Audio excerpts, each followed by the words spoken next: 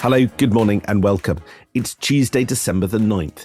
Rachel Reeves is on course for a boost from the Bank of England, with markets now saying there's an 85% chance of an interest rate cut from 4% to 3.75% at its meeting a week out from Christmas. Inflation is also likely to return to 2%, the target in the near term, according to a member of the bank's Monetary Policy Committee. Expect the Chancellor to make the most of this when she appears before MPs tomorrow. My name is Sam Coates of Sky News. My name is Anne McElvoy from Politico. Reeves is preparing to go in front of the Treasury Select Committee tomorrow to defend her budget. She's been using the drop in interest rates so far this year as one of the big positives of her time at the helm. But markets are also predicting that there'll be only one interest rate cut next year. So how far does she lean into that and bank all on that being substantial? It's interesting because senior Labour figures are starting to weigh up the relationship between any attempt to topple Keir Starmer next year and its impact on the economy. If there is some kind of challenge to Keir Starmer, it seems inevitable to me that there would be a contest, since everybody seems unlikely to stand aside. And if there is a contest, that would require about 8 weeks, not least to get the membership to carry out the voting. Or, as one figure called it, 2 Bank of England interest rate decisions in that period. Look at what the market does over that period, they said, as nobody, including those on the bond markets, know who the next country's next prime minister will be. And that is the nervy backdrop for the return last night in the Commons of one Angela Rayner. Just after 7 in the chamber, she gave a mainly loyal speech about the employment rights bill, but she did round on what she called vested interests, seeking to water it down. It wasn't clear whether she meant entirely on her own side or somewhere else. But it was a Rayner sabre rattle, not a huge help perhaps to those agitated businesses and markets that you referred to there, Sam.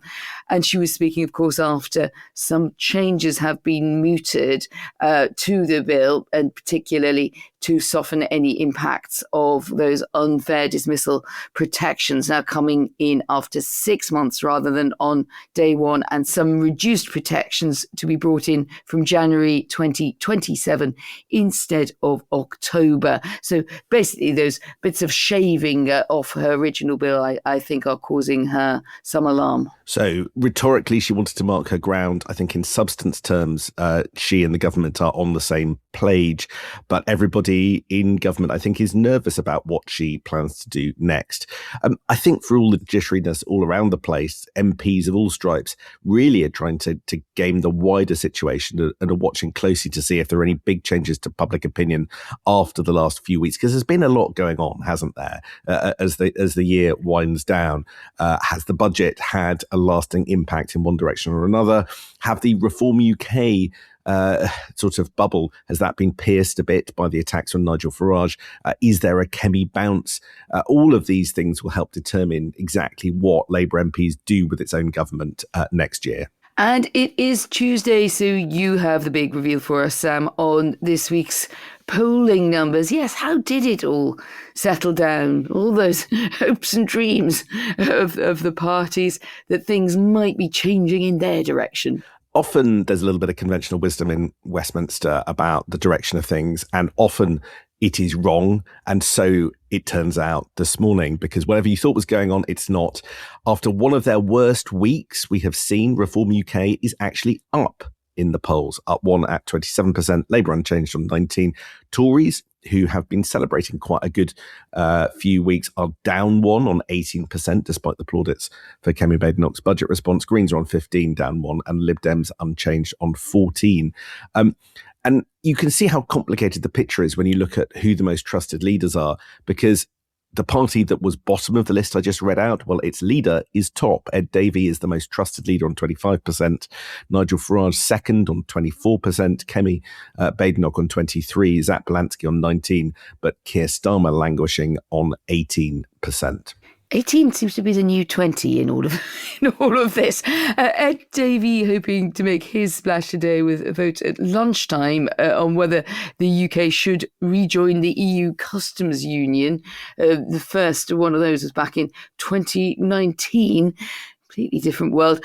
This would, in theory, mean that Britain could return to zero tariff trade with the rest of the EU, but it would have to rip up the trade deals we've done post-Brexit. Now, the Lib Dems are really hoping to use this to get some Labour MPs walking through the voting division with them, given the signs that number 10 is hardening anti-Brexit language. They might feel they've got a bit of permission on that. And my sense, Sam, is that there are more hardline Remain elements in Labour starting to look keener or speak more openly about the idea of rejoining the customs union. They would be arguing that the trade deals in the Trump era and general outlook beyond our relations with America don't make up for EU customs access.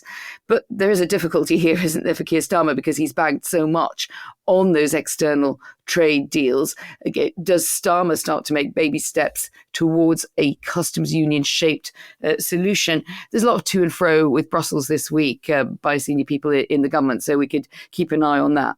Yeah, it's fascinating. I think rejoining a EU customs union would be a breach with the Americans who, there might not be too much cheering about the UK-US trade deal, but it has kept tariffs lower than European countries in many places, and it might well be taken as an article of bad faith in Washington if we ripped all of that up, depending on who is in the White House, because at the time of the next election, and this is all the sorts of stuff that goes in the manifesto, Donald Trump's time in office, in theory, will have run out. But in a sense, this isn't really about what the government's about to do. It's more just a bit of smart politics from the Liberal Democrats, who are trying to capitalise on one of their key kind of distinctive policy platforms. Anyway, Anne, let's get on with the first big thing that we want to talk about. And I can see from your backdrop that you are in Brussels because there's just a lot going on globally. Now, for listeners last week, you will know that Anne was telling us about the really quite deep-seated fears in the military establishment about whether or not Rachel Reeves was going to come good on her 3.5% defence spending pledge, and worries that really she wasn't, because it isn't programmed, it isn't timetabled. Now, since that happened, I note that an awful lot of people have been following your reporting and Politico's reporting over the weekend on this. And then it all played out in spectacular style yesterday when the head of the Navy bluntly went on the record and on the offensive. Do you want to just outline what's been going on? Yeah, it's always great when the head of the Navy comes out to validate a story you've done as a journalist, isn't it? No, this is an intervention by Gwyn Jenkins, Britain's first Sea Lord, and he used a speech on Monday to warn that we are on the brink of losing the North Atlantic to Russia due to the massive investment piling into Vladimir Putin's war economy. And this reflects, as you suggest, Sam, a broader tension that I think is now boiling over in all across the armed forces and among defence-friendly MPs about what they see as the Treasury's foot dragging. We still don't have a date for the statement, which is due to be upcoming on the next stage of the spending ramp from John Healey, the Secretary of State for Defence, so much so that some Labour MPs telling me, and Esther Webber from Politico in our reporting, that they were rather hoping to be harried a bit more by the Tories, and they think that Healey needs to channel his inner Ben Wallace, who, if you remember, was a great tub thumper in his days in the job under Boris Johnson and beyond. And that's not, of course, John Healey's style, but that they really want him to get a wriggle on and really push a bit more there for getting some dates on this target of moving up towards 3%. So Gwyn Jenkins' intervention, I think, is absolutely intended to push on that. Healey today gets a bit of relief from the pressure from all of us. He's in a meeting on AUKUS, on that nuclear submarine project, to confirm the UK's new role there, which is part of providing these new attack submarines based on US technology. Sigh of relief on that one, because it was reviewed under Donald Trump. When things get reviewed under Donald Trump, it can go the other way, but AUKUS still looks like it is intact. deals in that for the UK. Oh, that's really interesting. I hadn't clocked that the US had given the green light to the continuation of the AUKUS deal, because that would have been quite a big blow to the special relationship if that hadn't happened. You dwell on all of the questions around defence spending. A lot of what was happening, including the comments by the First Sea Lord, were at the International Sea Power Conference yesterday, which my sense is quite a hostile environment for Treasury types. I can see one senior military commander quoted by the Financial Times saying, "When I hear senior political leaders, heads of state and government commit to spend 3.5% of GDP by 2035, I want to see it programmed. If we do commit, let's bloody commit." So they're not holding back, are they? But just to dwell for a moment on my inner sort of Treasury sensitivity and sensibility, there is a loud demand for more spending, but you only have to go back a few days before you saw the latest disaster of the most recent round of procurement. Look, it's less than a week since Armed Forces Minister Luke Pollard revealed that work is now underway to fix all of these 6,000 Army support vehicles. These are the Ajax vehicles. The entire British Army support lorry fleet has been withdrawn. And this came after 31 soldiers fell ill while there was an exercise on the Salisbury Plain. They kind of came off after 10 to 15 hours of the vehicles, vomiting and unwell, and had to be signed off sick. And this is a £5.5 billion contract that is now kind of basically on the back burner and in special measures. And 3 weeks before, Luke Pollard was saying everything had been fixed. So I can feel the Treasury wince as the generals and the armchair generals make their demands, but aren't cleaning up their own house. And that's possibly could be seen by the military establishment as a petty point. But I also think that there are mixed messages coming on bigger pictures. And I want to hear what you think is going on with Ukraine at the moment. But go back to those comments by Gwyn Jenkins, and he is complaining about the sheer amount of investment in Russia in the war economy. One of the big arguments that we were talking about just yesterday for continued support for Ukraine is that one more heave and Russia might start running out of resource. But here we have a very big British figure saying, actually, Russia's pouring huge amounts of cash and resource into the war effort, suggesting that this is a sort of conflict almost without end and with large amounts of consequence. So I get a little confused by the mixed messages of people who are all on the side of Ukraine, but about how you might end up winning this war, if, for instance, Russia is investing so heavily. I think that's a really good challenge, and it's certainly true that the Treasury would be right to be pushing on MOD about its procurement, about its processes, about the Ajax project, which my defence attaché friend just calls a lemon. But the fact is, it's there, and it's what we've got, and we do have Putin being a serious threat to us. So there's also a point at which things just have to be fixed, and we have to keep marching on because we don't really have any choice at the moment. So I think that's where that pressure is coming from.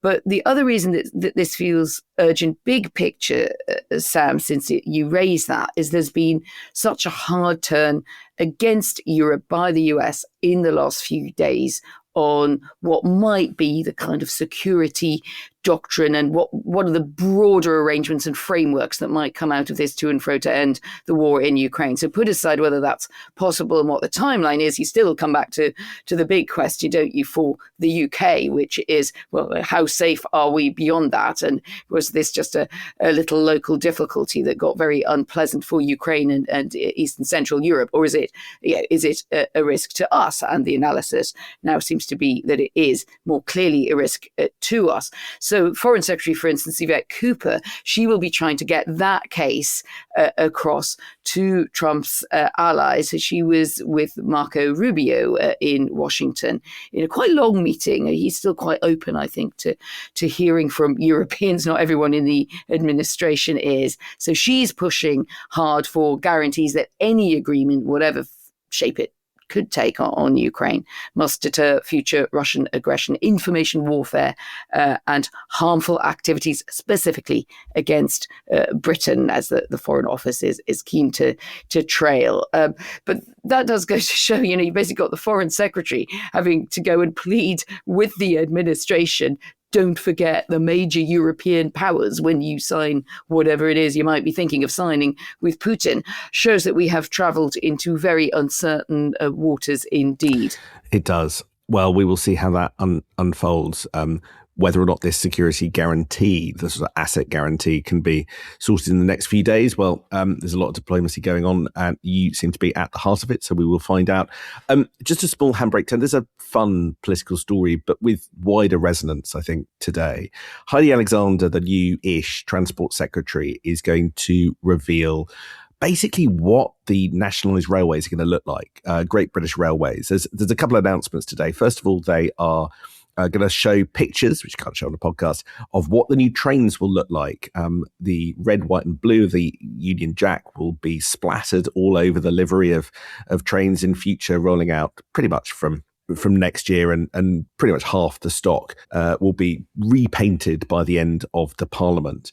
So that's announcement number one. And announcement number two is that there is going to be a Great British Railway app on which you will do all of your ticket booking, and there won't be sort of fees in order to do that. So that is a big deal that they're rolling out as well this morning. I think there are a couple of bits of interesting politics, though, on that, and people love trains and they'll like to see the pictures, I think. The first of all is, the red, white and blue. My colleague Rob Powell has just messaged to point out that in his role as train correspondent, ScotRail and Transport for Wales will be keeping their branding as is at the moment and not take the Great British Railways colour, which is ironic since this is a UK branded exercise, but for England only. And I think that shows the sensitivities around all of this, and the government simply not able to get its way. It doesn't have the powers, but also it doesn't have the force to impose Union Jack colours all over the country on the trains, which is interesting. And then the second thing is there's just as a wider economic point. I mean, a lot of my ticket buying is all done on the Trainline app. And the government is now going to soar in and completely provide its own alternative. It's not shutting down Trainline, of course, it doesn't have the power to do that. But there will be very little point if they have to charge fees and the state one does not. They will hope that this is a vote winner and that opponents of this are merely sort of theoretical complainants that the state is interfering with the market. Let's see how it all works out in practice. The app better work and better offer cheaper ticket prices, because it'll no doubt cost quite a lot to set up. But it's quite a moment where the state steps in to provide a new service that it didn't before, claiming it can do things better. I was just getting a massive anxiety response when you said a massive great app project run by the government. I was like, let us give it a fair wind, but I just hope it doesn't turn out like Ajax. It will be ready, we are told, in the first half of 2027. Well, that, at least at the moment, is the timetable. But like all things with the railways, sometimes things don't quite go to time. Can be. Talking of keeping things to time, that's probably our 20 minutes up. So with Anne in Brussels and me in London, we will watch what happens at the cabinet meeting and beyond today, and rejoin you tomorrow for Politics at Sam and Anne's. See you tomorrow. I'll be back from here in front of my very fetching curtain tomorrow.